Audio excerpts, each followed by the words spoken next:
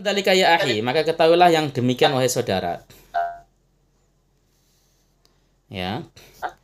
Fala taghfal an taftisi hadhil luqmati fa innahul qadbu.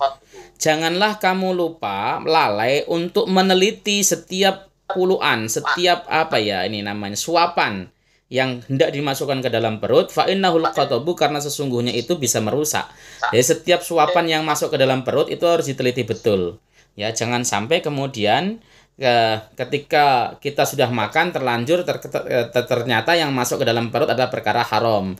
Nah, satu suapan saja masuk ke dalam perut itu bisa menjadikan sholat kita 40 hari tertolak. Satu suapan saja masuk ke dalam perut itu bisa menjadikan doa kita tidak diterima oleh Allah Subhanahu wa taala. Satu suapan yang masuk ke dalam perut dari perkara haram maksudnya itu menjadikan kita terhalang dari Allah Subhanahu wa taala, tidak sampai kepada Allah Subhanahu wa taala. Makanya disuruh untuk taftis. Taftis itu artinya apa tuh namanya meneliti lah setiap suapan yang tidak masuk ke dalam perut. Suara saya kok mantul, sampai nggak suara saya, kedengeran nggak? Bagus. Oke. Kalau suara saya maksudnya balik lagi gitu. Oke, siap-siap. Wala ta'kulu ta'ama man la yatawarra'u fi kasbihi. Jangan kamu sampai makan makanan orang yang tidak warok, tidak teliti di dalam pekerjaannya. Ya, kerjaannya ngasal pokoknya. Yang penting wal kedua, entah sendal, entah aspal, yang penting dia dapat uang, dapat rezeki yang banyak, bawa pulang, kemudian bisa diberikan makan. Nah, kamu jangan sampai makan makanan orang yang seperti itu, yang dia tidak warok, tidak memperhatikan halal haram di dalam pekerjaannya. Yang penting pokoknya dapat duit gitu, jangan makan.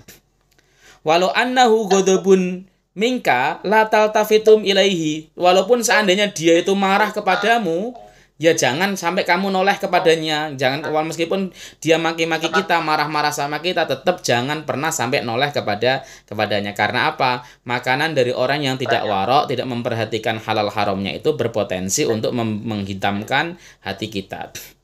Wala likaulihi, dan juga jangan sampai Anda itu menoleh sebab ucapan dia, ya.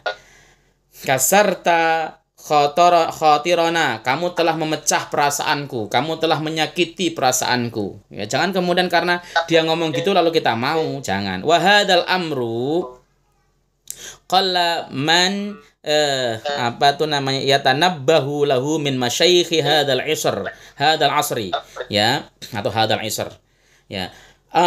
Perkara ini sedikit sekali orang yang dia itu ingat atau sadar, ya, meskipun dia termasuk dari kalangan guru-guru di masa ini. Bal ba'duhum ya'kulu min ta'amil masakin, bahkan sebagian daripada mereka pun bahkan makan dari makanan orang-orang miskin.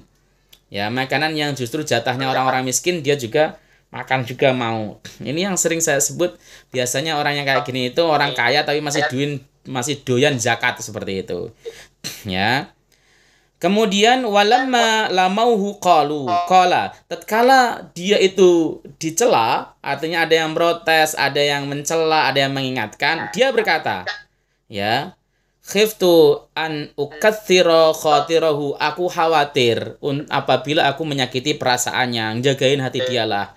Wa ma'ubidal haqqul ta'ala bisyai'in afdalu min jabril khawatir, dan tidaklah Allah Subhanahu wa taala disembah dengan sesuatu yang lebih utama dibanding daripada menjaga perasaan. Itu alasan ba'dul masyayikh atau sebagian guru yang dia suka makan apa tuh namanya perkara-perkara yang dari pemberian orang-orang yang tidak warok, yang tidak memperhatikan halal haramnya. Ya, dia katanya nggak enak, jaga perasaan lah dan sebagainya. Fahadha minal jahli, itu merupakan kebodohan, kata Syekh Abdul Wahab Asy'arani, biqawaidi syariati, dengan kaidah-kaidah syariat. Jadi itu merupakan bentuk kebodohan dari kaidah syariat. Wala farqa bainahu wa baina man azama alaihi sahsun bi ayyashraba ma'ahul khamra. Itu tidak ada bedanya antara hal itu dengan antara orang yang dia seseorang berazam, bercita-cita kepadanya untuk ngajak minum khamr. Falau qala, kemudian dia seandainya dia berkata kepadanya, innama syaribtu jabaron li khatirihi, sesungguhnya aku minum itu karena ya dalam rangka untuk menjaga perasaannya gitu kan. Kenapa kok Anda mau minum khamr bersama dia? Lah saya nggak enak Pak, jaga perasaannya saja lah saya itu. Saya sebenarnya nggak pengen dan tahu haram, tapi saya jaga perasaannya maka saya ikut-ikutan minum. Nah ini tetap tidak boleh. Hadat nahu, kami akan tetap menghukum dia, memberikan had kepada dia. Walam tuqbal lahu udhran, dan tidak diterima walam nakbal lahu udhran, dan kami tidak menerima udzur dan alasannya. Wa hakamna bi fiski, dan kami menghukumi dia sebagai orang fasik kalau memang dia alasannya begitu. Jadi jangan ada perasaan nggak enak untuk sesuatu yang urusannya halal haram. Kalau memang urusannya haram, ya udah tinggalkan saja, jangan nggak enak. Perasaan nggak enak itu bahaya sekali. Fa'alam dzalika ya akhi, maka ketahuilah hal itu wahai saudara. Wahdar aidan minal haya'i tabi'i, dan takutlah kamu lagi dari sifat malu. Sifat malu yang tabi'iyah ya. Tabi'iyah itu memang karakternya malu. Ya, takut kamu dari sifat yang malu. Malu tapi tabi'i, bukan malu yang sifatnya syar'i. Karena ada orang yang berbuat maksiat malu, itu bagus. Tapi ini adalah malu tabi'i. Ya, misalnya disuruh ngaji malu, disuruh baca Quran malu, itu suruh menghindari, tidak boleh yang kayak gitu. Fa innahu ma'dudun min jumlatil kibri indal qaum, itu termasuk digolongkan ke dalam kelompok takabur menurut sebagian ulama. Jadi kalau ada orang dikit-dikit malu, suruh belajar, Pak, Anda harus belajar Fatihah, gitu kan. Misalnya dia ngomong gitu, saya malu udah tua, itu termasuk takabur. Ya, Pak, Anda harus belajar baca Quran. Saya udah tua, malu. Itu termasuk takabur. Pak, Anda harus ngaji. Lah, saya kan sudah jenggotan begini, masa suruh ngaji, malu. Itu termasuk dari bagian takabur. Itu ingat-ingat. Waqad asara Sayyidi Umar bin Al-Farid rahimahullahu ta'ala biqaulihi. Sayyid Umar bin Al-Farid telah isyarah dengan ucapannya begini. Ya. Tamassak bi adyalil hawa wahla'il haya'a wa khallu sabilan nasikina wa injallu. Berpeganglah kamu bi adyalil hawa, dengan ekornya hawa nafsu. Pegang ekornya hawa nafsu, jangan sampai dia lepas. Pegang kuat-kuat. Wahla'il haya, dan buanglah rasa malu. Wa khalli sabilan nasikin, dan berbaurlah kamu dengan jalan orang-orang ahli ibadah. Wa injallu, meskipun mereka adalah orang-orang besar, orang utama, orang agung. Ya, bergabung dengan mereka, orang-orang yang agung, orang-orang yang ahli zikir, ahli wirid dan sebagainya, seperti itu. Wa huwa ay al haya'ut tabi'i, yang dimaksud malu yang sifatnya karakter tabi'iyah, yaitu ayastahyiya as-sahsu. Ya, apabila seseorang merasa malu, ayat qurallaha ta'ala, apabila dia berzikir kepada Allah, biraf'is sauti, dengan mengeraskan suara, bihadratin nas, di hadapan banyak orang. Jadi malu untuk mengeraskan suara pada saat zikir, ya di hadapan banyak orang, itu termasuk malu yang sifatnya tabi'i, dan itu dikecam oleh syariat. Ya, kalau kemudian kita zikir itu yang dilarang itu apa itu namanya berlebih-lebihan. Kalau dzikru jahr misalnya kayak kita baca subhanallah subhanallah subhanallah di hadapan orang, enggak masalah. Bahkan para guru itu banyak menganjurkan kepada orang-orang yang levelnya baru mubtadi, baru level-level awal, baru dia belajar untuk mengambah jalan menuju Allah Subhanahu wa taala, zikirnya suruh jahr. Karena kalau dia suruh zikir sir itu nggak bakal masuk, nggak bakal bisa. Ya, zikir jahr itu tujuannya memancing hati, mengajak hati untuk berzikir juga kepada Allah Subhanahu wa taala. Contoh, ketika kita baca la ilaha illallah, la ilaha illallah, itu tujuannya supaya hatinya juga ikut berzikir. Nah, sebenarnya ada zikir kolbi. Zikir kolbi itu lidahnya nggak zikir tapi hatinya zikir. Tapi kalau orang tersebut tidak pernah latihan dengan zikir jahr, itu biasanya sulit. Begitu dia diem ya bengong, udah nggak zikir kepada Allah Subhanahu wa taala, udah lupa kepada Allah Subhanahu wa taala. Makanya stepnya kalau kita belajar tarekat itu, artinya belajar zikir wirid yang masyhur itu, mulainya adalah dengan zikrul jahr. Zikir jahr itu zikir yang dilafatkan, yang diucapkan. Subhanallah, subhanallah, subhanallah, subhanallah, subhanallah, subhanallah. Tujuannya ketika telinga mendengar redaksi subhanallah tersebut, hati ngikutin. Itu tujuannya. Sehingga suatu saat ketika kita diam, hati tetap berzikir subhanallah, subhanallah, subhanallah. Begitu terus. Itu tujuannya. Masuklah dia ke level namanya zikrul qalbi. Jangan kemudian lompat tangga.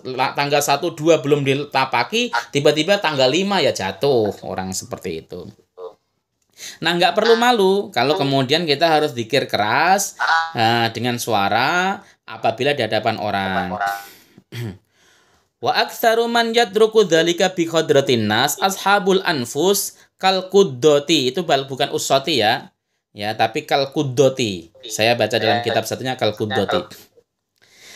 Mayoritas orang yang meninggalkan zikir dengan dikeraskan suara di hadapan banyak orang adalah orang-orang yang memiliki kedudukan biasanya seperti qadhi, hakim, ya, kemudian wal mubasyirin, mubasyir pemberi kabar gembira atau mubalik atau dai atau ustad, wasyuyukh dan guru-guru ngaji, syekh Rami, Syekh Kariri misalnya kan, Syekh Wibi dan sebagainya misalnya.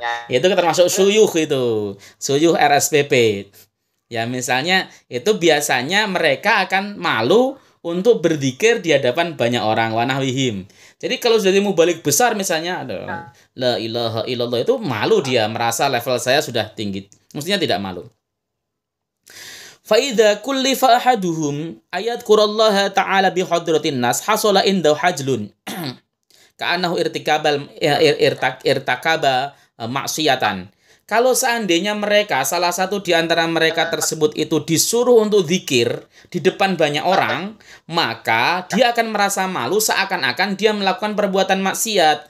Gara-gara banyak orang yang kemudian mengatakan zikir jahar, zikir bersama itu bid'ah. Antum itu kalau ada zikir-zikiran nggak pernah mau zikir, kenapa? Malu kalau itu adalah perbuatan bid'ah dan itu masuk dalam perbuatan dosa. Seakan-akan orang menyebut nama Allah la ilaha illallah itu adalah dia berbuat maksiat. Ya kan, saya jadi ingat perkataan Gus Baha. Orang itu orang kafir baca la ilaha illallah saja itu malah jadi Islam kok. Nah, ini orang Islam baca la ilaha illallah kok malah jadi kafir begitu kan.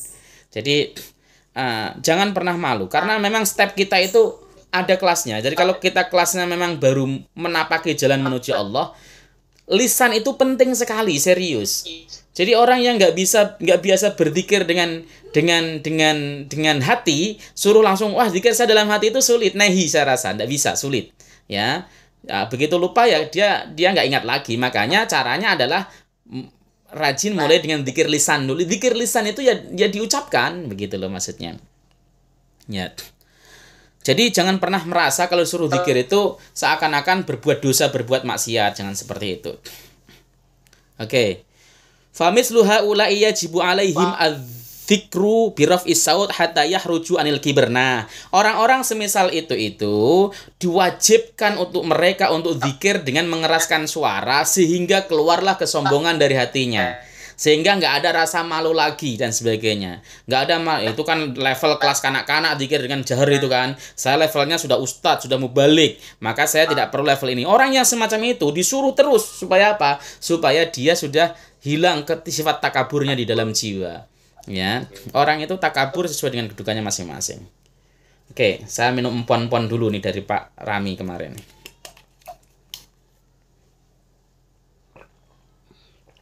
Alhamdulillah.